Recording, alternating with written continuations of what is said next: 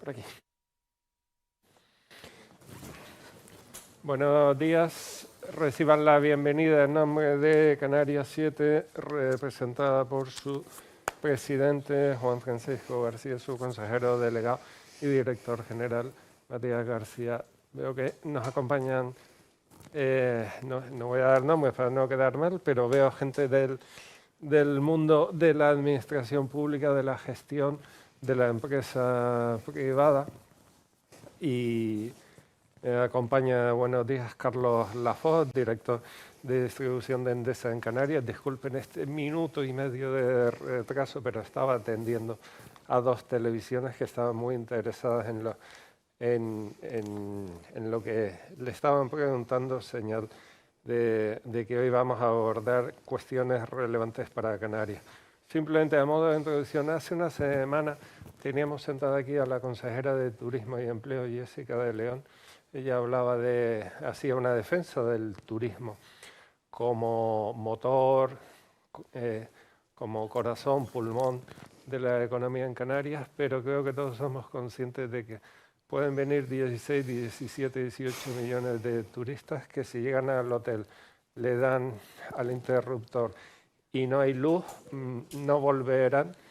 Si abren el grifo y no sale agua, no volverán. Esa agua que sale viene de las empresas que gestionan el ciclo integral del agua, que son de las mayores consumidoras de energía. Y creo que es razón de más para, siendo una comunidad turística, hablar de la importancia de las redes eléctricas como pieza clave en el desarrollo. Carlos Lafoz lleva 30 años de experiencia en la gestión y operación de redes, director de distribución de Endesa en Canarias. Y Carlos, de nuevo buenos días. Un poco en la línea de lo que te estaban preguntando, ¿cuál es la foto a día de hoy de las redes en Canarias? ¿Estamos bien? ¿Podríamos estar mejor? Bueno, buenos días a todos. Primero, para situar el tema, debemos decir de qué redes hablamos, ¿no? ¿Qué redes tenemos en Canarias? En Canarias tenemos unas redes que son ciertamente diferentes, ¿no? Estamos viendo estos días pues, que ha habido en la península pues, hay movimiento con el apagón y son unas redes distintas. Esto los ingenieros, para los que estén aquí son ingenieros, cuando estudiamos, esto le llamaban la red de potencia infinita, ¿no? En la península, que es una red, se supone, tan grande que lo aguanta todo. Las redes insulares no son así. Primero hay que decir que no tenemos una única red, sino que tenemos varias redes. Estamos hablando de 6 sistemas, que son 6 sistemas insulares, que son redes aisladas. Redes, además, en algunos casos, en las islas no capitalinas, pues redes de una dimensión muy pequeña, y que realmente lo que decías antes, cuando llega la gente al hotel y le da el interruptor, ahí detrás se produce un pequeño milagro cada vez que alguien acciona una palanca o un interruptor, y ese pequeño milagro es que detrás no es consciente de que está provocando que en una central esa energía de ese motor, de esa luz, de lo que sea, se esté produciendo, se tiene que producir además en ese momento. La electricidad, nos guste o no, es un producto fresco, se consume al momento, hay que generarlo en ese momento. Y detrás hay una red de transporte, hay una generación, hay una red de distribución que le lleva hasta la última milla para que esa energía esté ahí, ¿no? Las redes que, las redes que tenemos aquí, para que nos hagamos una idea, esos 6 sistemas insulares aislados tienen 25.000 kilómetros de redes de distribución en media tensión. Aquí distribuimos a 20.000 kilovoltios y en baja tensión.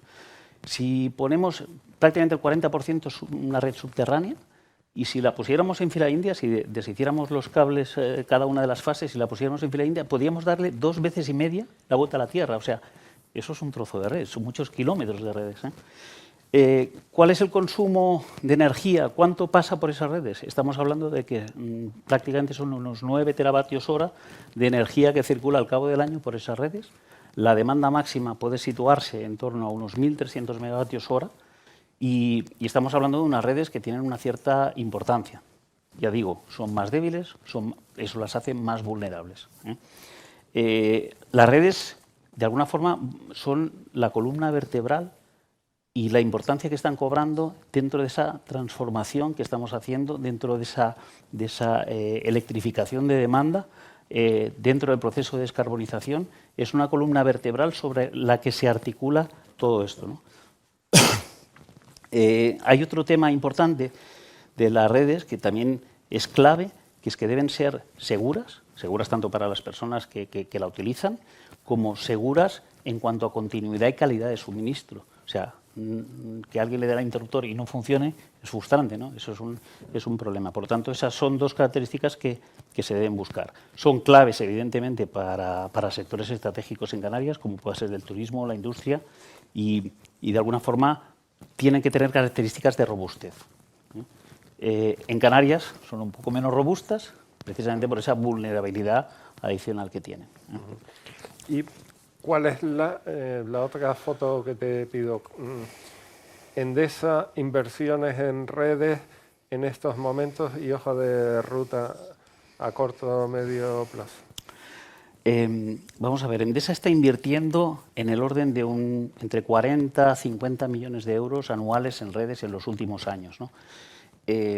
Endesa tiene interés de invertir en redes, lo que pasa es que Endesa no puede invertir lo que le dé la gana.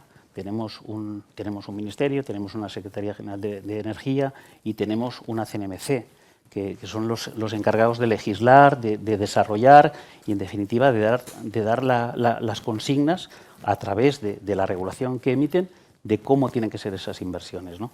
En este momento, si se me permite la expresión, estamos un poco patas arriba porque no tenemos pendiente, se va a iniciar un nuevo ciclo regulatorio. Los ciclos regulatorios en distribución son de 6 años, se inicia el año próximo, del 2026 al 2031, y tienen que salir, está pendiente todavía, a mes de noviembre, salir las reglas del juego de ese periodo regulatorio. Se han avanzado propuestas, se están revisando, y ahí tiene que salir básicamente tres reglas de juego, ¿no? Una es cómo se van a retribuir las inversiones para eliminar los riesgos que pueda tener esas inversiones por parte de las empresas distribuidoras que las van a hacer en el sector.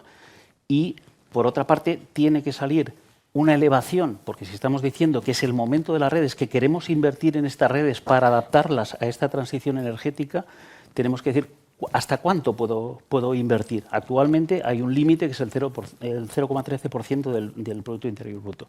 Entonces, ese límite hay que establecerlo en un límite si realmente queremos apostar por las redes, ¿no?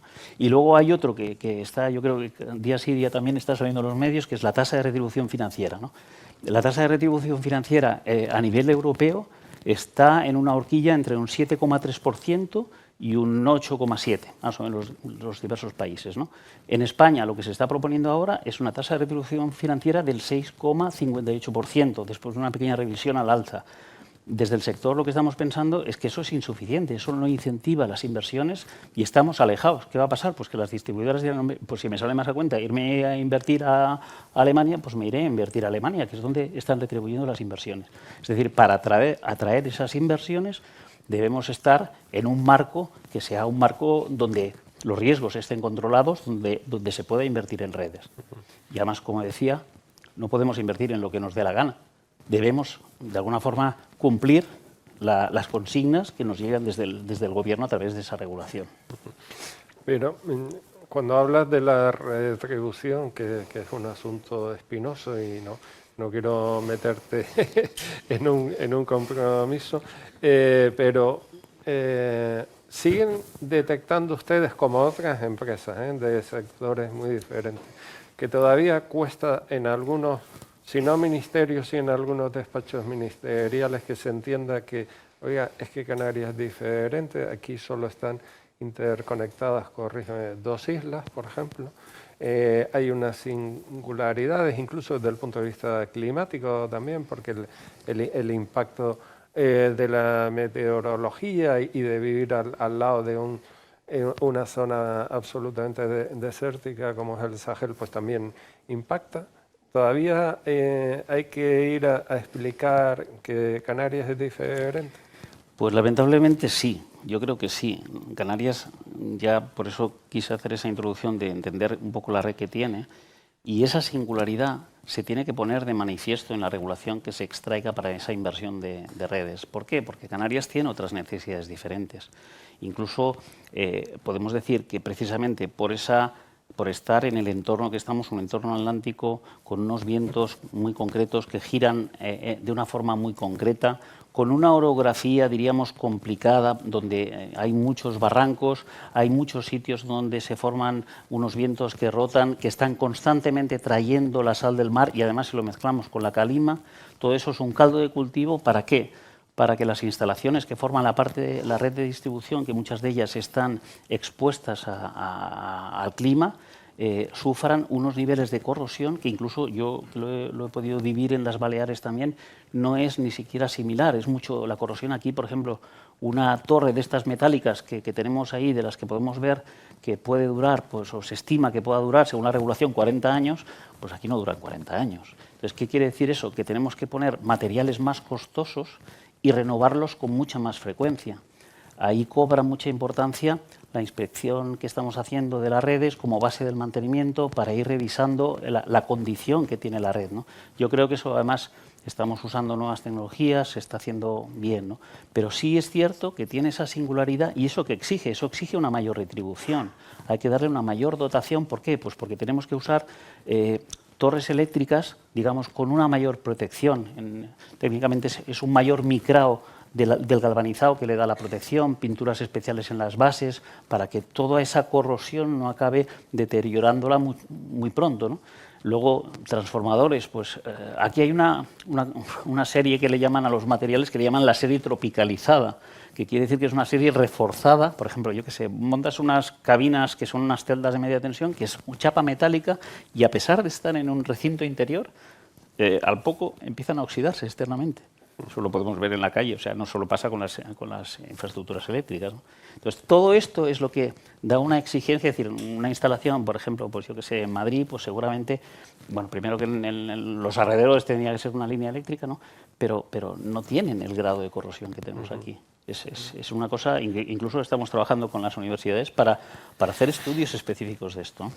De hecho, hoy se celebra un aniversario que está generando mucha controversia, pero dentro de pocos días se va a celebrar también, creo que son los 20 años de la tormenta Delta, que también nos ayudó a abrir los ojos y decir, oiga, que estos fenómenos que asignábamos al Caribe tal, cuando se acercan aquí, y todos recordamos algunas torretas absolutamente vencidas. Me imagino que eso también ya compañías como ustedes lo tienen en cuenta, es decir, oye, que el clima está cambiando, estos fenómenos extremos que antes podía pasar una vez cada 5 años, llegan y hay que tenerlos en cuenta. Pero aprovechando que tenemos, y no señalo a dos parlamentarios, en materia que deciden mucho a nivel nacional, o lo intentan si les deja el gobierno, en materia de retribución, por dejarlo claro,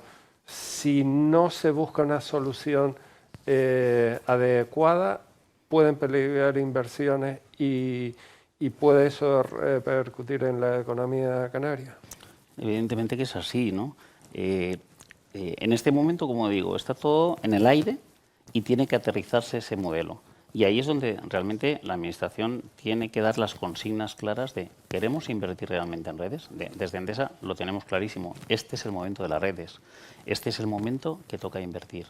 Porque si no, nos vamos a quedar atrás, y especialmente en Canarias. Por ejemplo, estos días hemos publicado, a partir del 9 de septiembre, hemos empezado a publicar las capacidades que tiene la red. ¿Esto qué quiere decir? Estamos dando en cada nudo, en cada subestación, cuántos megavatios puedo conectar allí de consumo, ¿no? Y curiosamente, desde que lo publicamos han transcurrido solo 2 meses y de tener solo más o menos en Canarias tenemos una potencia en juego de unos 2.300 megavatios, para que nos hagamos una idea. De esa potencia, cuando publicamos en septiembre, la capacidad, estábamos con un 15% aproximadamente de potencia disponible para conectar demanda. Esa potencia en solo 2 meses se ha reducido ya a un 9%. Es decir, tenemos ahora mismo en Canarias 200 megavatios, 205 creo recordar, 200 megavatios para conectar para esa electrificación de demanda. ¿Eso qué quiere decir? Pues si lo traducimos, por ejemplo, ahora estos días estamos viendo los centros de datos, ¿no? Que es una cierta obsesión nuestra.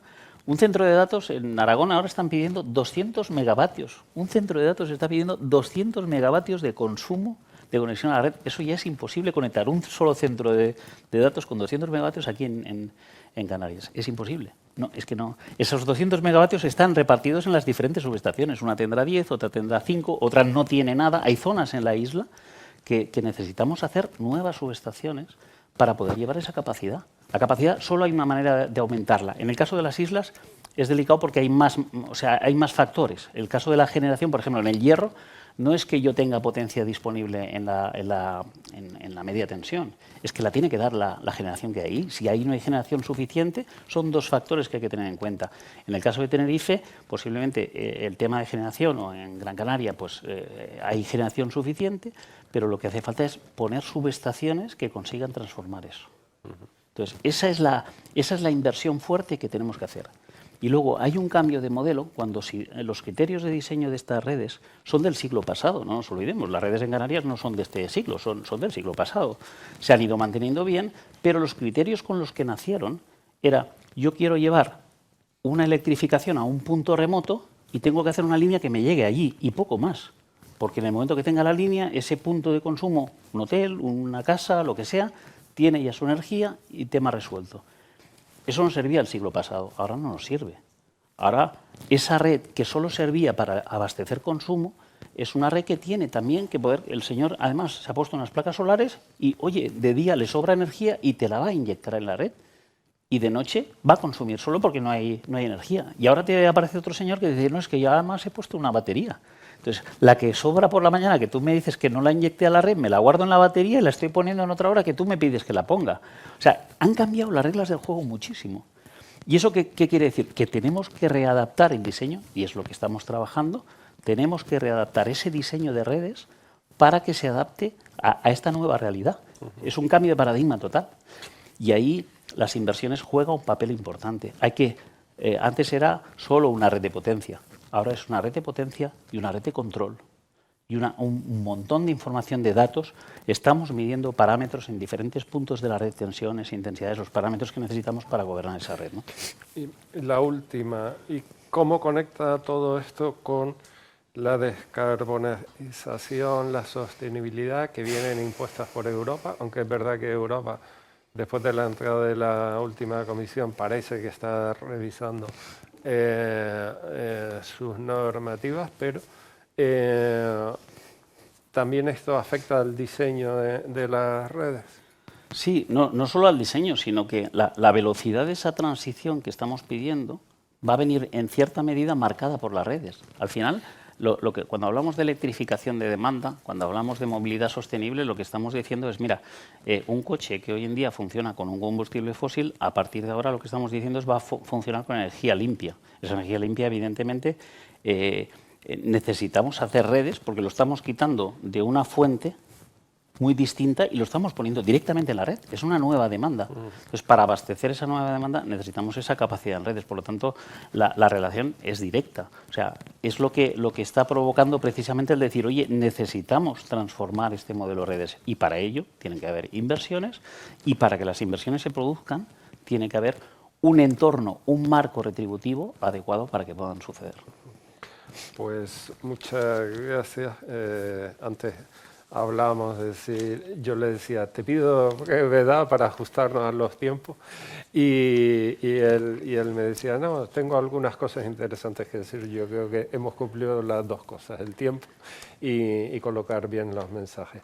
Te invito a bajar, después te diré que subas en la foto final, y seguidamente invito a subir a José María Mañaricúa, presidente de la Federación de Empresarios de Hostelería y Turismo de Las Palmas, Carlos Medina, decano del Colegio Oficial de Ingenieros Industriales de Canarias Oriental, y César Martín, responsable de infraestructura de la Autoridad Portuaria de Las Palmas. Sí. Sin mayor protocolo. Pollo en medio, ¿no? Somos una república independiente. Lo decía por esto, por el... Muchas gracias, bienvenidos a los tres.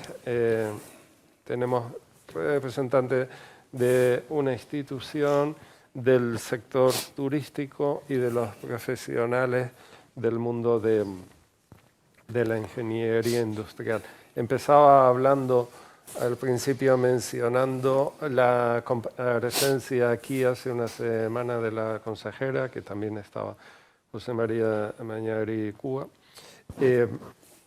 ¿Hasta qué punto es importante esto que estamos hablando para un sector como el turístico, que decía que es no solo el corazón, sino el pulmón y unos cuantos órganos más de la economía?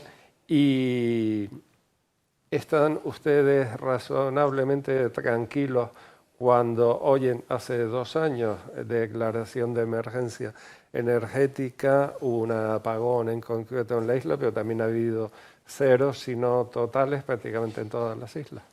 No, estamos nada tranquilos. A ver, normalmente si hubiese un cero eléctrico que dura días, nuestros hoteles tienen grupos electrógenos o generadores de energía que pueden tener pues, para 8 horas, gasoil para 8 horas, para 16 horas, hay a un caso extremo días, pero también nuestro miedo es si se fuera la luz, también se iría, si se fuera, no sabemos si también afectaría a la telefonía y no sabemos si sería posible cargar esos tanques de gasoil y seguir recargando para dar servicio. En mi caso, hace mucho tiempo tuvimos una experiencia de un corte de luz de 1 día y medio. Yo recuerdo que los 1000 clientes querían comerse al director, o sea, que hay que darles de cenar. Y en los hoteles, cuando se va la luz, también se va la luz, deja de funcionar. Si tienes cocinas de gas, hornos de gas, hay sistemas de protecciones que al no funcionar los detectores contra incendios, se nos cierran también las cocinas de gas, puedes saltártelo, pero con un riesgo de que ya no tienes una detención de una fuga de gas y por tanto dejas de dar de cenar a los clientes y demás. Esto, varios días sin luz, sería insostenible. Mientras que las industrias pueden cerrar y dejar de producir y llevar a los trabajadores a un ERTE durante una semana, nosotros tenemos clientes cautivos a los que hay que dar servicios. Por tanto, la preocupación es grande. Y Carlos, después del diagnóstico que nos han hecho en materia de distribución y desde la experiencia como ingeniero y máxima representante del colegio, ¿ves una solución a corto plazo para evitar estos riesgos o tienes la sensación de que no hay voluntad o quizás que falta que calibrar exactamente que los riesgos son tan elevados como realmente son? Bueno, buenos días. A ver, eso hace 1 año por ahí que estuve yo por aquí también y me preguntaste lo mismo. Y yo te dije que a corto y medio plazo no veo ninguna solución posible y a largo plazo dependerá de lo que hagamos, ¿vale? Entonces yo recuerdo que cuando yo empecé a trabajar en el año 99, empecé a trabajar en el marco de un convenio de colaboración entre la antigua, que se llamaba Consejería de Industria y Energía, así de simple, Industria y Energía. Hoy en día tiene este nombre ortopédico, ¿no?, de transición ecológica y no sé qué historia más. Y la antigua UNELCO, la compañía que ahora es Endesa. Entonces, en ese plan, en ese convenio se trataba de ejecutar un plan que se llamaba Plan de Electrificación Integral de Canarias y consistía básicamente en resolver el problema del suministro eléctrico, sobre todo en zonas rurales y remotas, ¿no?, es decir, que todo el mundo tuviese luz. Y aquello se ejecutó prácticamente entre 2 y 3 años. Estamos hablando de proyecto, obra y tramitación administrativa. Probablemente más de 1000 expedientes, ¿vale? La pregunta que yo me hago es si en el 2025, o sea, 25 años después, teniendo más capacidad técnica, más capacidad económica, hoy seríamos capaces de ejecutar el PELICAN, que se llamaba el acrónimo. La respuesta es que no. ¿Vale? No se puede. ¿Por qué? Por este laberinto burocrático que nosotros mismos nos hemos procurado. Si hoy intentásemos ejecutar el PELICAN, ocurriría la situación cómica esta, donde aparecería, por ejemplo, el consejero anunciando que en el plazo de 1 año, porque todo se hace en 1 año, todos los rincones del archipiélago, todos los rincones rurales tendrían ya electrificación. Y al cabo de los 2 años no se habría movido una piedra. Ese es el resumen. Entonces, hoy hace falta llegar, que todo el mundo tenga luz, todo el mundo tiene luz. Hoy lo que hace falta es lo que comenta Carlos, es decir, hay que coger las redes eléctricas y adaptarlas a la electrificación de la economía. Eso es la transición energética. Hay que hacer cierres de anillos, hay que hacer centros de transformación, subestaciones, redes inteligentes, y todo ello requiere inversiones. Pero ¿quién tiene que hacer esas inversiones? Esas inversiones tienen que hacer fundamentalmente las empresas eléctricas, Red Eléctrica y las eléctricas, en Canarias, Red Eléctrica y Endesa. Entonces esas empresas ahora mismo tienen una especie de camisa de fuerza, ¿no?, que los encorseta, les impide llevar a cabo esas inversiones, precisamente por el tema, insisto, de la burocracia. Y no solo una cuestión de retribución. Si yo le pongo a usted en el jardín de su casa un depósito de gasolina, en lugar de gasolina le meto 1.000 millones de euros, pero el manual de instrucciones para sacar el dinero del cajero es la Biblioteca Nacional, pues usted no puede sacar un euro. Entonces, no importa el marco retributivo, eso es importante como incentivo, esa es la zanahoria, pero luego está el palo, si es la acción de policía de la administración, que se llama la acción de control sobre los derechos de los ciudadanos y las empresas, hace que todo eso sea inviable. Entonces, ahora mismo nos encontramos en una situación en la que, no solo en Canarias, sino ya en la península, que hay noticias, la capacidad de la red está prácticamente agotada, es decir, queda un 15% de reserva. Se están dejando de otorgar puntos de acceso y conexión a industrias electrointensivas. O sea, se está desmantelando a la industria. O las nuevas industrias, como los centros de procesamiento de datos, tienen problemas en España, donde la electricidad supuestamente es barata y somos el paraíso de las renovables. Y ya la última cuestión es que ahora mismo Red Eléctrica va a sacar la nueva subasta el sistema de respuesta activa a la demanda. Esto es un sistema en virtud del cual una industria electrointensiva, a cambio de pagar un precio inferior por el suministro eléctrico, acepta que le cortes cuando el operador del sistema lo considere necesario como riesgo de apagones. Es decir, que hemos pasado desde hace 25 años en Canarias, un lugar remoto donde todo el mundo tenía luz, a estar en una situación en donde ahora parece que la electricidad prácticamente es como un bien de lujo. Entonces, esta es un poco la situación. Entonces, soluciones a esto. Yo estas soluciones no las veo. Y les voy a poner un ejemplo concreto. Tenemos en el puerto de Las Palmas la necesidad de electrificación, la necesidad de atender con gas a los buques. Y tenemos en el norte de Gran Canaria un déficit de potencia de 80 megavatios según el operador del sistema. Se plantea un proyecto para una central térmica de gas convencional para atender todos esos problemas. Y resulta que ese proyecto no se va a ejecutar. Y la alternativa es un barco turco que funciona con gasoil. ¿Usted entiende eso? Entonces, con ese marco, lógicamente, yo a corto o medio plazo no veo ninguna solución al respecto. Ahora entramos en la situación portuaria, el barco y demás, pero decías, Carlos, hace un año me preguntabas algo similar. De aquel año para acá llegó algo que fue el apagón. No sé si a día de hoy ya tienes claro qué pasó en el apagón, porque las explicaciones que se han dado tarde, mal, han sido contradictorias y además nadie ha asumido, ahora que tanto se habla de responsabilidades en el ámbito político, al margen de las judiciales, nadie ha asumido responsabilidades políticas. En el ministerio siguen estando los mismos, en Red Eléctrica, y ahí el gobierno central decide bastante, siguen estando las mismas personas. Pero tienes un poco la sensación, o comparto la que yo tengo, hasta no hace mucho nos contaban que venían de otros países a ver cómo funcionaba el sistema eléctrico en España y se les llevaba de paseo por la sede central de Red Eléctrica. Había dos modelos que se enseñaban a los países, incluso estoy hablando de potencias como China, el sistema ferroviario y el sistema eléctrico. ¿Hemos vivido en un espejismo? ¿Nos hemos autoengañado como país? El tema es que Red Eléctrica ahora mismo, lógicamente, está en su papel de defenderse como gato panza arriba. No pueden asumir responsabilidades políticas, ni directivas, ni desde ningún punto de vista, porque eso supone pues, el autoinculparse. Ustedes tengan en cuenta que aquí se van a dirimir responsabilidades en el ámbito judicial, civiles, administrativas y penales. Entonces, en el ámbito civil, hay una cuestión que tienen que saber, sobre todo en el ámbito de la responsabilidad civil profesional. Esto no es como este derecho constitucional de la presunción de inocencia. En el ámbito de la responsabilidad civil profesional, si un ingeniero comete un error en su actuación profesional, la carga de pruebas se invierte. ¿Qué significa eso? Que tú eres culpable hasta que demuestres lo contrario. Es decir, la carga de pruebas te corresponde a ti. Entonces, es imposible que Red Eléctrica en ningún tipo de informe asuma ningún tipo de responsabilidad, porque entonces los seguros le van a crujir y evidentemente no tendrán defensa posible. Ese es un poco el resumen. Entonces, para mí el tema del apagón está perfectamente claro en el sentido de que esto es un problema de exceso de renovables en la red. Estos señores han seguido unas consignas políticas, han llevado el experimento al límite y al final les ha estallado en la cara. Básicamente ese es el resumen. Ahora están haciendo lo que llaman ellos el modo, ¿cómo lo llaman? Seguridad reforzado. Y de seguridad reforzado plus. Eso no existe en ningún sitio de la normativa. Eso básicamente es quemar gas por un tubo. Es decir, eso es básicamente hacer que el sistema funcione de manera segura, que esa es la responsabilidad del operador del sistema. y punto. Entonces, claro, el asunto es cómo intuyo yo este tema. Yo este tema no lo puedo, digamos, demostrar, es una opinión mía en base a lo que yo he podido leer, porque a Red Eléctrica no lo conocía nadie en la península, pero en Canarias sí los conocemos desde hace tiempo. Entonces yo tengo la colección completa de los informes de Red Eléctrica desde el año 2016 hasta el año 2021.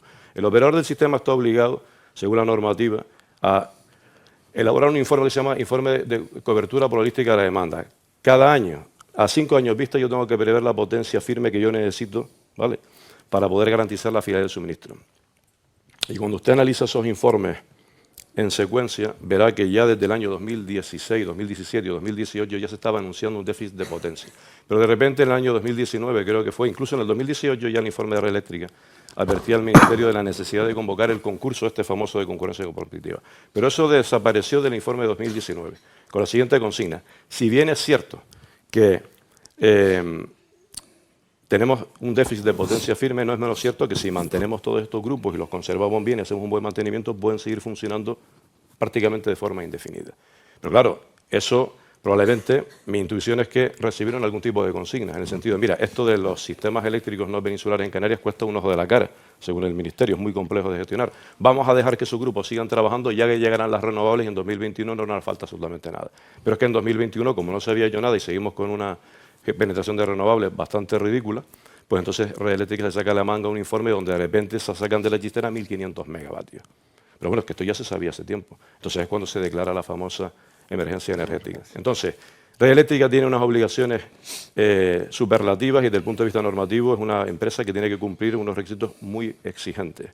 En la medida en que asimilen consignas políticas y vayan en una dirección, eso puede poner en riesgo su propia reputación, eso es lo que ha pasado. Y ahora están disparando para todos lados, a las compañías eléctricas, a los promotores individuales de eólica fotovoltaica, al propio ministerio, es decir, están atrincherados para defenderse porque lo que se les viene encima son muchas reclamaciones, ¿no? Básicamente es eso. Gracias. César, ya que Carlos mencionó el puerto, ¿cuál es la foto en materia de electrificación del puerto de La Luz, que es también otro de los grandes motores de la economía, porque hemos hablado de turismo, de turistas, igual que los residentes en gran medida, todo el consumo, casi todo el consumo entra a través de los puertos y se distribuye a través de los puertos. ¿Cómo estamos? Hola, buenos días. Muchas gracias por la invitación. Pues bueno, por resumirlo un poco, precisamente a raíz de una solicitud según se estaba elaborando el borrador de planificación de Red Eléctrica, a través de Puertos del Estado se nos pedía a los diferentes puertos del sistema portuario español que expusiéramos esas necesidades eléctricas, ¿no? de la autoridad portuaria, no tanto de la comunidad portuaria, que también, pero bueno, entonces fuimos estimando por cada uno de los puertos que pertenecen a la autoridad portuaria, Puerto de Las Palmas, Puerto del Rosario, Puerto Arrecife y Arinaga, lo que vendrían a ser, a su vez, determinadas por lo que vienen siendo los reglamentos de la Unión Europea en cuanto a la obligación de los puertos de los corredores atlánticos, etcétera, de tener puntos OPS, lo que se llama coal ironing, en inglés onshore power supply, ¿no? En definitiva, puntos de conexión eléctrica cuando los buques están atracados a muelle. Pues se hizo esa estimación puerto a puerto, muelle a muelle. Primero se elaboraron unos estudios de demanda de potencia en función de los tráficos que históricamente, bueno, que en un plazo no vamos a estudiar tampoco los últimos 20 años, en un plazo breve se estudiaron todos los tráficos que vienen al puerto de Las Palmas en función de esos tráficos, qué potencias iban a demandar en el corto, medio y largo plazo, y entonces se fueron estructurando por muelles, por dársenas, por tipos de tráfico. Al final, por resumir un poco, lo que se envió a Puertos del Estado, que es un poco el coordinador de los puertos para ese borrador de la planificación que Red Eléctrica está haciendo en una estrategia nacional, pues se estimó que en la dársena, lo que es los atraques del muelle de Armas, ahí vamos a necesitar 5 megavatios de potencia contratada. Potencia instalada viene siendo más, pero por temas de simultaneidad, por temas de esas llegadas y demás, bueno, se ha estimado 5 megavatios de potencia para los ferries de Armas. Nos venimos un poco más al centro en lo que es la terminal de Gesport y Boluda. Pues ahí en conjunto estamos hablando de 7, 7,3, unido a su vez, perdón, con unos 2 megavatios y medio en lo que viene siendo la terminal de TCR, donde tragaba el Transmediterránea, aquí enfrente del edificio nuestro, de la Autoridad Portuaria, en el León y Castillo, esquina con el Primo de Rivera. 7,3, nos seguimos caminando en la terminal de OPSA. Ahí se estimarían 2 posiciones de conexiones OPS en el lado naciente y otras 2 en el lado poniente. 10 más 4, es decir, 9 megavatios. Y ya para terminar, muelle de cruceros, que eso es una historia aparte, pero bueno, se ha estimado y se ha enviado también a Red Eléctrica que habría necesidades de poner puntos de conexión para cruceros. Ahí estamos hablando de 26. 26. Sí, porque se han planificado tres puntos de conexión, 10 y 16, o sea, 3, pero por temas de simultaneidad solo 10 más 16, ¿no? En definitiva, 47,3, redondeando 48 megavatios solo para consumos OPS de aquí al 2030, porque ahora se han definido las necesidades y ya se está caminando el compañero Vicente Villó, que es el que está más ya en la parte operativa de licitar los proyectos, de planificar ya la parte más operativa de los mismos. Pues de aquí al 2030 esperamos tener como mínimo ir de no los 48, los 47, 48, pero sí, por ejemplo, en el muelle de Armas, pues tener por lo menos 1 o 2 megavatios para Boluda, Gesport, tener ahí de los 7,3, pues 3. La cuestión es que con toda esa suma, bueno, se me olvida también repotenciaciones de zonas para futuras concesiones que se están solicitando tanto en el Puerto de Las Palmas como... Bueno, me estoy centrando, por otro lado, solo en el Puerto de Las Palmas, pero Sí.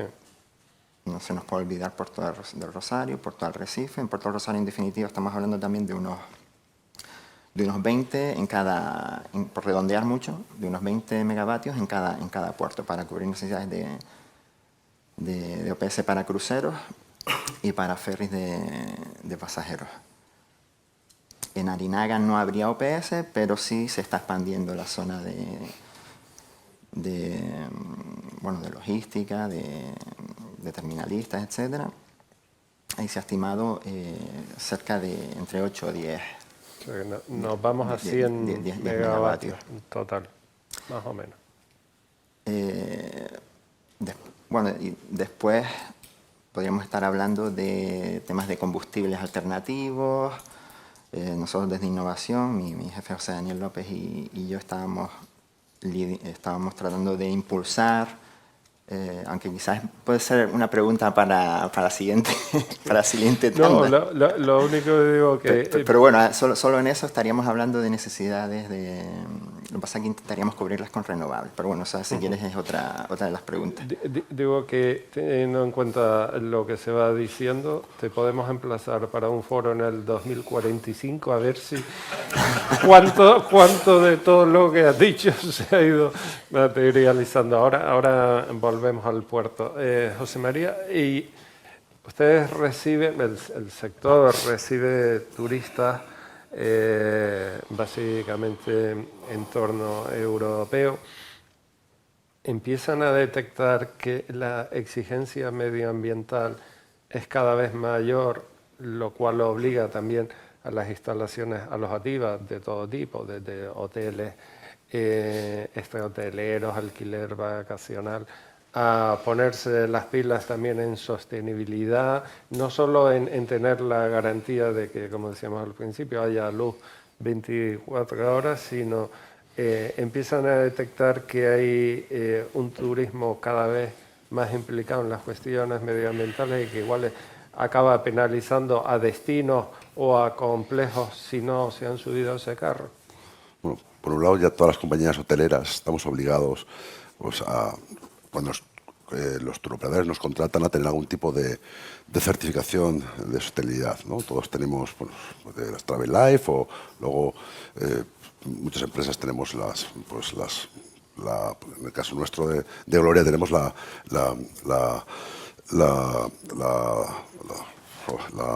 mayor, se me está olvidando el nombre, pero la certificación medioambiental mayor, la EMAS, ¿no? Pero lo que más importante cuando se dice el cliente decide un hotel u otro en función de la certificación, en verdad es el destino es el que tiene que tener un cuidado del paisaje esencial. El destino tiene que cuidar, de nada vale que un hotel tenga la máxima certificación medioambiental o un conjunto de hoteles cuando pues, en el Caribe te llega el sargazo y te inunda las playas de sargazo y huele a huevo podrido. O tenemos 7 días, 12 playas cerradas. O tenemos un destinos insulares que hay vertidos de agua con cierre de playas continuos. Lo hemos visto en Tenerife, Lanzarote. O en Lanzarote el pasado verano 20 barrios con cortes de agua. Pero lo que valora cualquier turista, y nuestro turista europeo, es el cuidado del paisaje.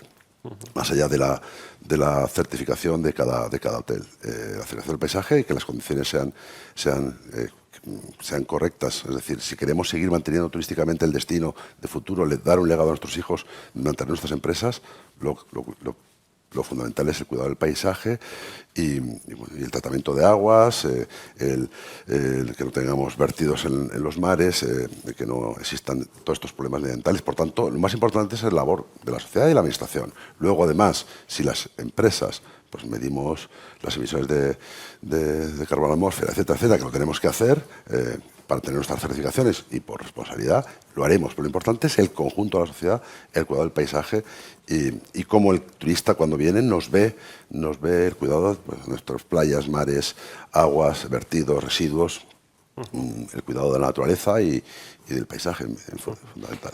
Carlos, ¿de qué ha servido en Canarias la declaración de emergencia energética que se produce al inicio de la legislatura? Estamos ya, hemos rebasado el Ecuador, porque además se anunciaron concursos, que todo iba a ser por vía de urgencia, amparado en esa emergencia, tanto y se decía que además había sintonía de Canarias-Estado.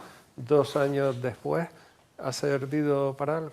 Sí, a ver, el gobierno de Canarias, el actual, lógicamente ha recibido una herencia nefasta de los anteriores, porque esto es como las capas geológicas, ¿no? Es decir, al final acabas recibiendo una situación compleja y tiene muchos frentes abiertos. Yo creo que en esencia el balance es positivo porque se han activado 2 cosas.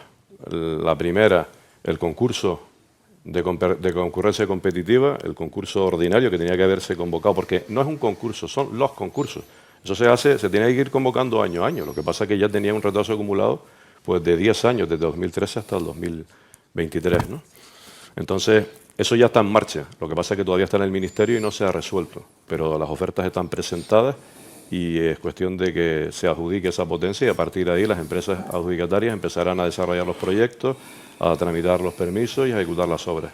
pero eso no lo veremos hasta dentro de mínimo 10 años. Esas instalaciones autorizadas con esa retribución específica, generando megavatios hora y volcando la red, no lo veremos hasta esos 10 años, sobre todo por la tramitación administrativa. Luego, en paralelo, en vista de que había ciertos riesgos, ¿no?, de apagón, pues se puso en marcha esto que se denominó el concurso express, el concurso antiapagones, esta historia, ¿no?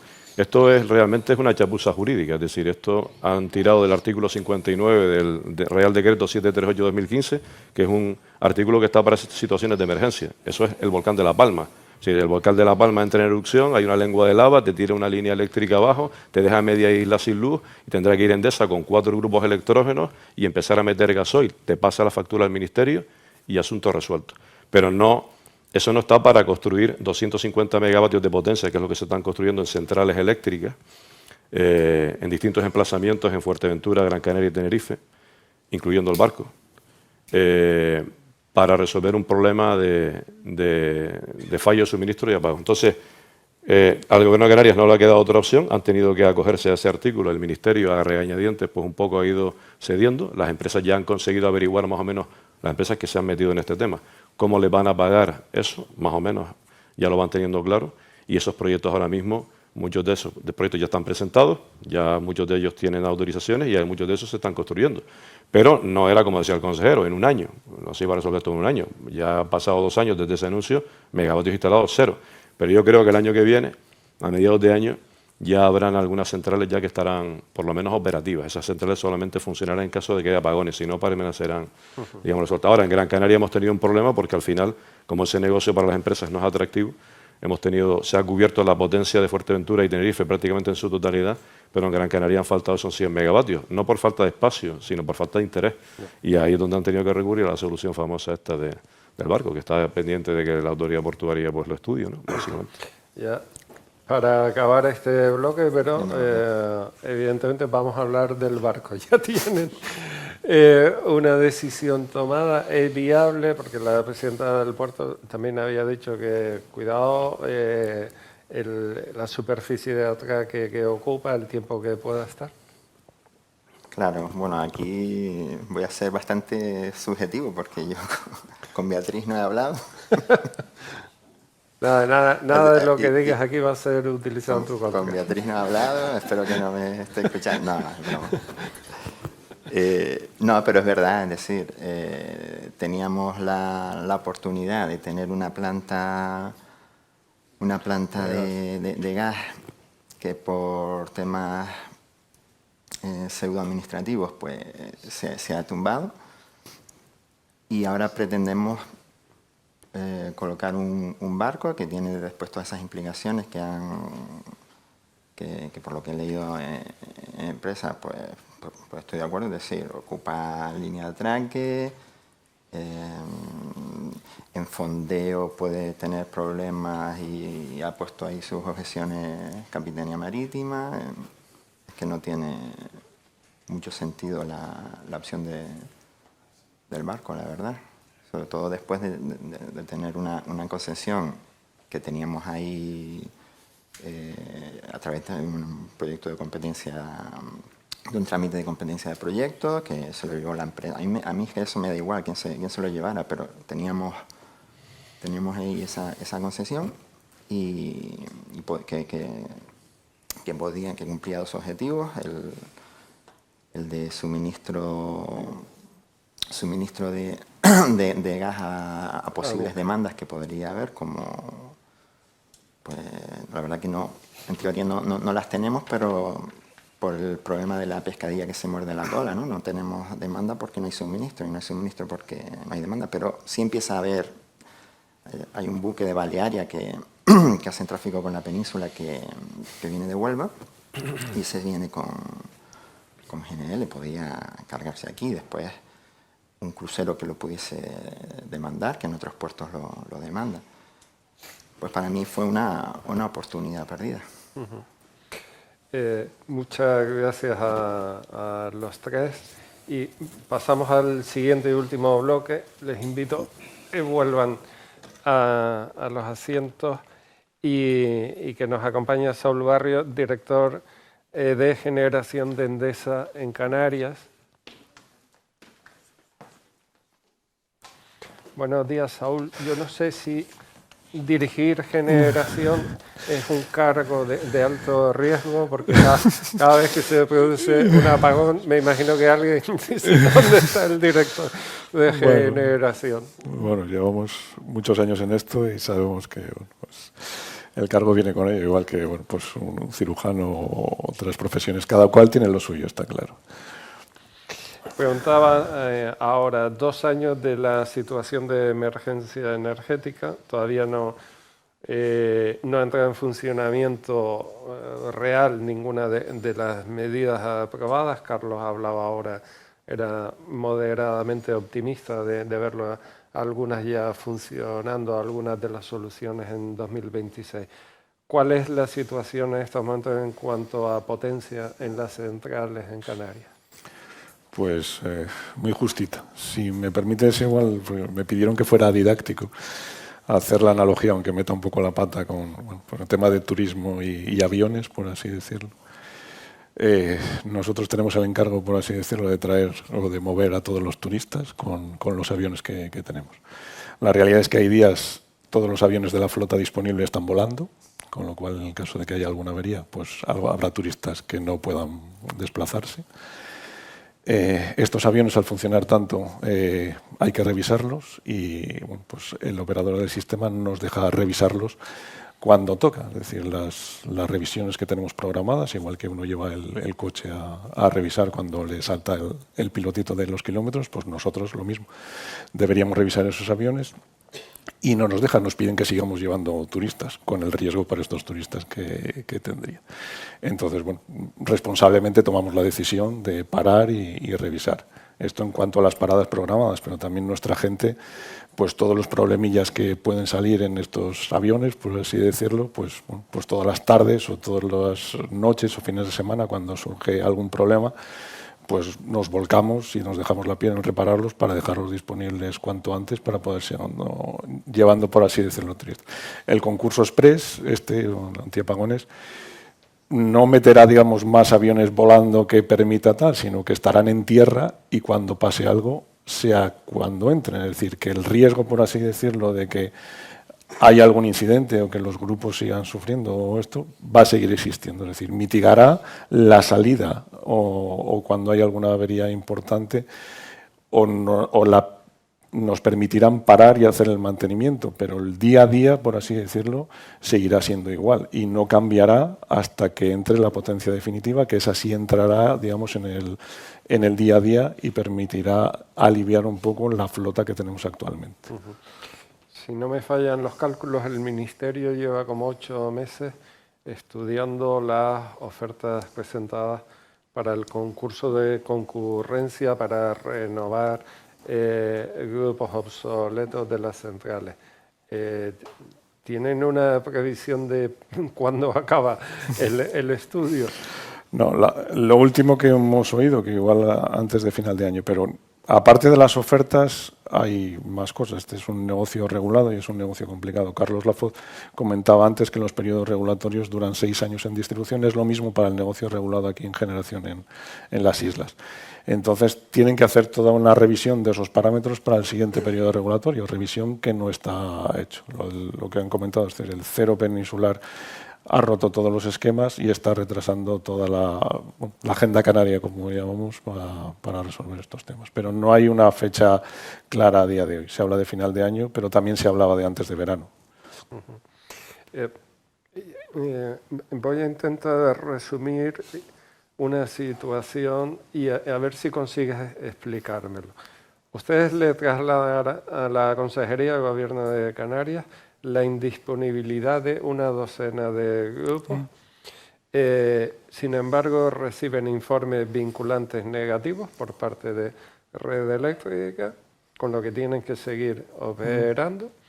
¿Se puede saber por qué Red Eléctrica le dice que es indisponible un grupo a alguien que lo que quiere es gastarse los cuartos en cambiarlo?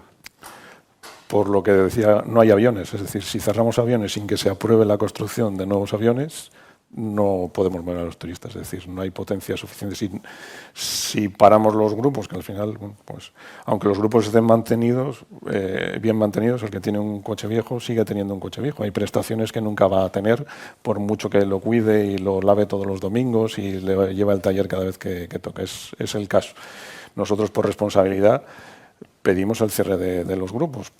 Bueno, pues si pasa algo en esos grupos, por muy bien mantenidos que están, la sociedad canaria, digamos, se merece pues que los grupos estén al nivel de península de Europa. Aquí estamos funcionando con grupos, hoy es el aniversario que comentabas, que son de antes del 75. Es decir, hay un par de grupos en la flota que están funcionando todavía de hoy que son de antes de 1975. Y hay grupos que tienen acumuladas pues 240.000 horas de funcionamiento, que es, digamos, ya entramos en límites en los cuales los fabricantes desconocen qué es lo que va a pasar, porque hablamos ya de temas muy técnicos de la resistencia estructural de los materiales, que no sabemos lo que va a pasar. Aquellos se construyeron para 25, 30 años, pero al llegar ya a 40, 45 años, pues no sabemos si vamos a durar estos 5 o 10 años que puede que tarde en resolverse la situación una vez que se resuelva el concurso y se pueda ir instalando la nueva potencia. En una Canarias, además, que hemos mencionado varias veces que vienen millones de turistas, pero es que también la población ha aumentado y en los últimos 20 años el crecimiento poblacional ha estado muy por encima de la media, con lo que entiendo que la demanda es cada vez mayor y se ven en esa paradoja. Pero por continuar con el relato de esas contradicciones, acabas de decir, tienen incluso grupos que llevan ahí 50 años. Ustedes los quieren renovar. Por otro lado, el marco normativo no les deja renovarlo motu propio. Se produce un cero energético y, sin embargo, se llega a la conclusión de que pudo ser consecuencia de grupos obsoletos y les acaba cayendo una sanción que evidentemente entiendo que se recurrirá, pero de 12,1 millones de euros, que no es poca cosa, en el caso de La Gomera. Sí, bueno, pues claramente pensamos que esa sanción no es justa, la vamos a recurrir, independientemente que el origen o el incidente se crea en la central. Yo creo que hay más gente que tiene que hacer autocrítica, porque comentabas antes también el tema del Delta, que va a cumplir ahora 20 años después del Delta y de la situación que pasó. Hubo una resolución del Parlamento de Canarias que instaba a tener 3 centrales en las islas capitalinas y 2 centrales en las islas no capitalinas. A día de hoy hemos desmantelado, hemos reducido potencia en una de las 2 centrales de las islas capitalinas, las 2 del norte, Candelaria y Ginamar, y en el resto de islas seguimos con una central y, bueno, pues 20 años más vieja, porque los últimos grupos que se montaron fueron en 2014 en Punta Grande. Es decir, que la situación, esa resolución del Parlamento de Canarias, si mañana viene otro Delta, estamos en peores condiciones que en 2005. La primera vez que se habló del cable, que saldrá seguramente, se inaugurará el año que viene o se empezará a funcionar el año que viene de Tenerife con La Gomera, fue el año 2015. Han pasado 10 años, o 8 cuando fue el incidente de La Gomera, que fue en 2023, y el cable tampoco estaba funcionando. Y además había 11 megavatios eólicos instalados en la isla de La Gomera, es decir, que había más generación instalada, pero bueno, pues todos nos miraron a nosotros cuando fue el incidente. Claro, claramente pues nos intentaremos defender, porque creo que la actuación de nuestra gente para evitar que la cosa fuera más fue increíble. Y hablando de potencia de emergencia, el cero fue la noche del sábado al domingo, y el jueves nosotros teníamos potencia de emergencia instalada en la central funcionando, o sea, acoplada y funcionando. La penúltima. ¿Cuáles son las islas donde mayores riesgos hay a día de hoy? Pues el sistema Lanzarote-Fuerteventura está bastante delicado, o sea, no tanto en cuanto a potencia instalada, sino hay un tema de transporte que se tiene que resolver en el sur de Lanzarote, que hace que la central de Fuerteventura esté muy solicitada para evitar el posible fallo de esa conexión. Y en Gran Canaria, en Tenerife, nos estamos comiendo el margen. Es decir, con la crisis de 2007-2008 la demanda cayó mucho. En todos estos años ha habido un ejercicio importantísimo de eficiencia energética. Empezaba a repuntar la demanda, el COVID lo paró otros 2-3 años, pero ya nos estamos alcanzando a los niveles récord que teníamos antes de 2006, con mucha menos potencia instalada. Con lo cual, la analogía que hacía antes con los aviones, hay días que está todo lo disponible acoplado. Cuando tenemos una revisión de un grupo importante unida a una avería, porque puede pasar que sea una avería corta, pues esos días vivimos al límite. Es decir, que en aquellas islas donde se ha declarado, digamos, la falta de potencia, Tenerife, Gran Canaria y Fuerteventura, puede ser donde más justitos estemos. Sí. Y la última, Saúl.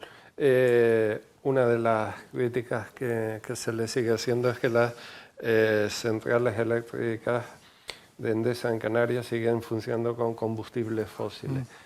¿Por qué no otras fuentes, ya sea gas, biocombustible?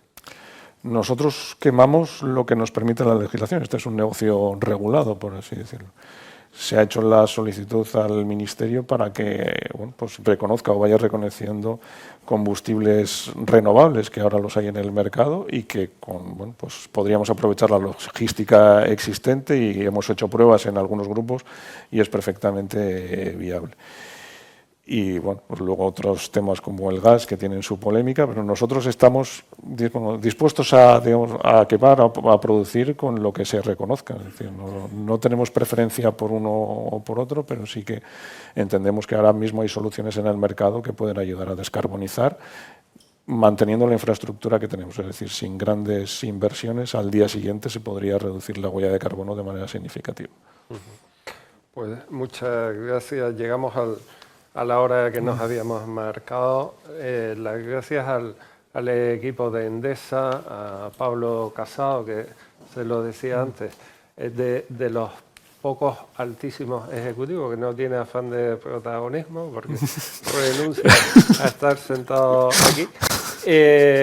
Al equipo de comunicación por las facilidades en preparar esto, y por supuesto a quienes nos han acompañado, a Carlos Lafoz, para no dejarme nadie, José María Mañari Cúa, Carlos Medina, César y Saúl. A todos muchas gracias. Yo, después de lo escuchado, me quedo con... Hay una historia que cuentan por ahí, según el libro del Génesis, pues Dios dijo eso de hágase la luz, y cuentan que al día siguiente le apareció un funcionario que le dice: oiga, está usted consumiendo más de lo que había contratado. Yo creo que es un poco la situación en la que vivimos en Canarias. Ojalá se haga la luz algún día y se acabe la burocracia. Buenos días, están invitados a un desayuno, y a los que han participado, y Pablo, ahora sí les invito a subir a una foto.